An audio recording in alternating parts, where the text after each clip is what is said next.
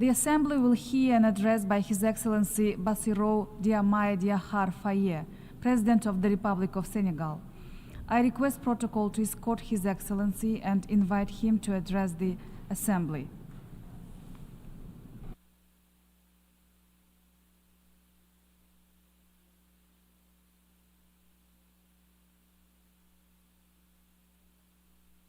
Président de l'Assemblée générale, Mesdames, Messieurs les chefs d'État et de gouvernement, Monsieur le secrétaire général, Madame la secrétaire générale adjointe, Mesdames, Messieurs, distingués invités. Avant tout propos, je voudrais saisir cette tribune pour saluer à nouveau la mémoire de mon compatriote, Amadou Makhtar Mbow, qui vient de nous quitter. Ancien directeur général de l'UNESCO de 1974 à 1987, il fut un homme d'État émérite et un fervent acteur panafricain de la lutte pour les indépendances.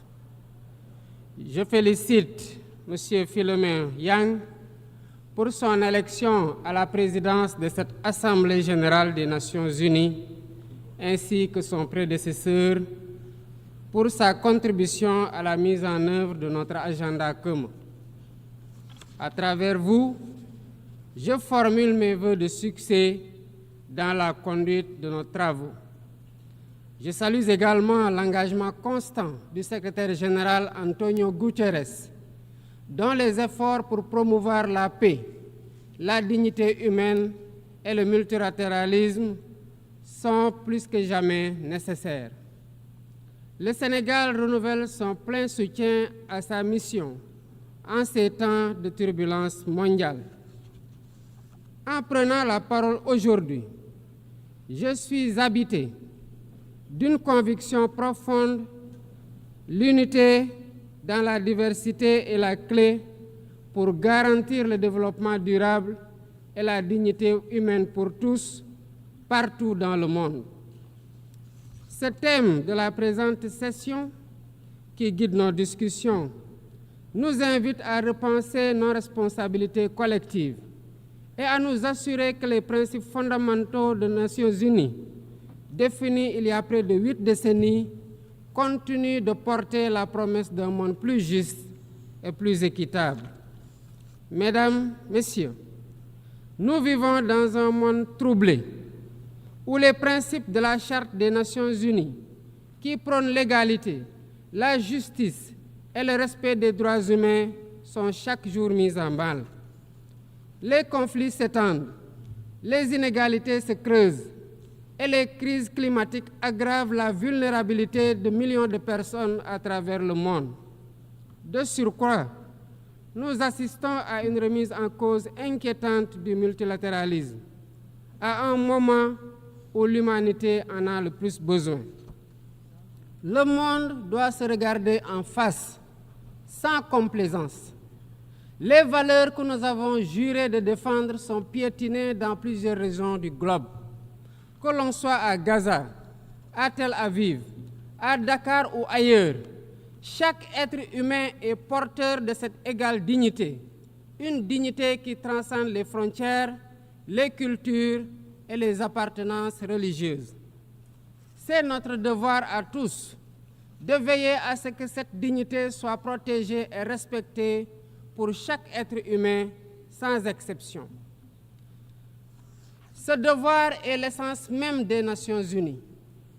Pourtant, nous constatons chaque jour que le droit international, ciment de la paix mondiale, est souvent violé.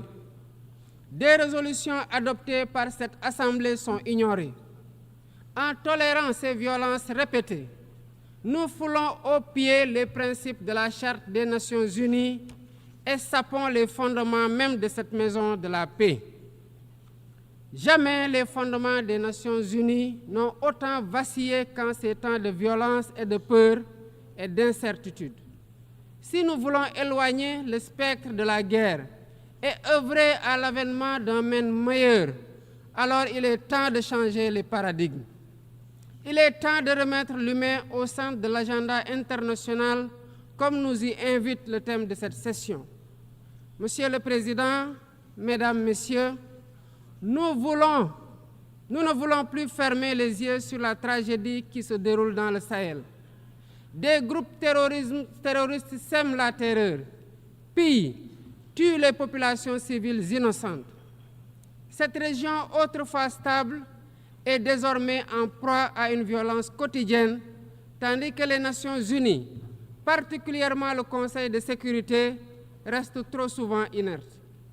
De même, nous ne pouvons pas accepter que le Sahel devienne le théâtre de rivalités de puissances étrangères dont les affrontements ne font qu'aggraver la déstabilisation de la région. Je dois rappeler ici que la paix et la sécurité de l'Afrique sont indissociables de la paix mondiale. Il est impératif que le Conseil de sécurité remplisse pleinement son rôle de garant de la stabilité internationale. J'exprime à nouveau la préoccupation du Sénégal face à la situation tragique qui perdure en Palestine. Des générations entières y ont grandi sous l'ombre de l'oppression, privées de leur droit fondamental à un État viable. Le Sénégal, en tant que président du Comité pour l'exercice des droits inaliénables du peuple palestinien, appelle à un cessez-le-feu immédiat et durable. Nous réitérons notre soutien à la solution des deux États, avec Jérusalem-Est comme capitale de la Palestine, conformément aux résolutions pertinentes des Nations Unies. Cette guerre qui n'épargne ni femmes, ni enfants, ni infrastructures vitales est une plaie ouverte sur la conscience internationale. Il est impératif que le droit international humanitaire soit rétabli dans toutes les zones de conflit et que les Nations Unies jouent pleinement leur rôle de médiateur et de garant de la paix. Mesdames et Messieurs, la paix n'est pas seulement l'absence de guerre.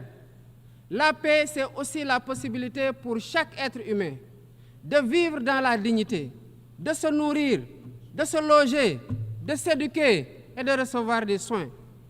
Or, aujourd'hui, plus de 750 millions de personnes ne mangent pas à leur faim et des millions basculent chaque jour dans l'extrême pauvreté.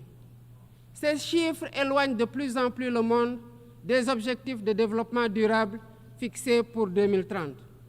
Nous ne pouvons plus accepter que les mécanismes de gouvernance mondiale continuent de reproduire ces inégalités. Il est alors temps de rompre avec la logique du chacun pour soi et de bâtir un nouveau contrat social global fondé sur la solidarité et la coopération. Ce contrat doit inclure des réformes majeures pour s'attaquer aux défis politiques, économiques, environnementaux de notre époque. Premièrement, il est impératif de sauvegarder et de renforcer le multilatéralisme comme cadre unique d'action pour la paix et la sécurité internationale. Cela passe par une réforme urgente des institutions mondiales, notamment le Conseil de sécurité, le FMI, la Banque mondiale, afin qu'elles soient plus inclusives et qu'elles reflètent les réalités géopolitiques et économiques actuelles. Le continent africain, en particulier, doit avoir une place plus importante dans ces instances de décision. Deuxièmement, il est temps de corriger les injustices économiques qui freinent le développement de nombreux pays du Sud. Le commerce illégal, l'évasion fiscale, les flux financiers illicites et les congés fiscaux abusifs ruinent les pays en développement, notamment en Afrique. Ces injustices doivent être corrigées pour permettre à tous les pays de participer pleinement au commerce mondial et de bénéficier de la croissance économique. Troisièmement, il est essentiel de garantir avec détermination et d'agir avec détermination contre le réchauffement climatique en respectant le principe de responsabilité commune mais différenciée. Les pays industrialisés responsables historiques des émissions massives de gaz à effet de serre doivent intensifier leurs efforts pour financer une transition énergétique juste et équitable qui ne pénalise pas les pays en développement. nous devons impérativement protéger notre planète sans sacrifier les droits des nations les plus vulnérables à poursuivre leur développement. Quatrièmement, il est nécessaire de rompre avec toute tentative d'imposer des normes civilisationnelles unilatérales. Depuis son indépendance, le Sénégal a toujours défendu l'égale dignité des cultures et des civilisations. Et cette diversité doit continuer à être la base de la coexistence pacifique entre les peuples. Aucune nation ne devrait imposer aux autres ses pratiques ou ses valeurs comme normes universelles. Le respect des différences est le fondement de la stabilité et de la paix dans le monde. Mesdames et messieurs, le Sénégal est fermement engagé dans cette voie. Nous avons choisi de bâtir un État résolument tourné vers le développement durable avec des initiatives ambitieuses dans des domaines tels que les énergies propres, la souveraineté alimentaire et la gouvernance transparente. Mais nous savons que pour réussir, nous avons besoin de l'action collective et de la solidarité internationale. Aucun pays, aussi puissant soit-il, ne peut relever seuls les défis qui menacent l'humanité. Il nous faut donc agir ensemble, unis dans la diversité, pour construire un avenir où la dignité humaine est respectée, où la justice prévaut et où la prospérité est partagée. C'est par la coopération et le respect mutuel que nous surmonterons les crises qui secouent notre monde. Je vous remercie de votre aimable attention. On behalf of the Assembly, I wish to thank the President of the Republic of Senegal.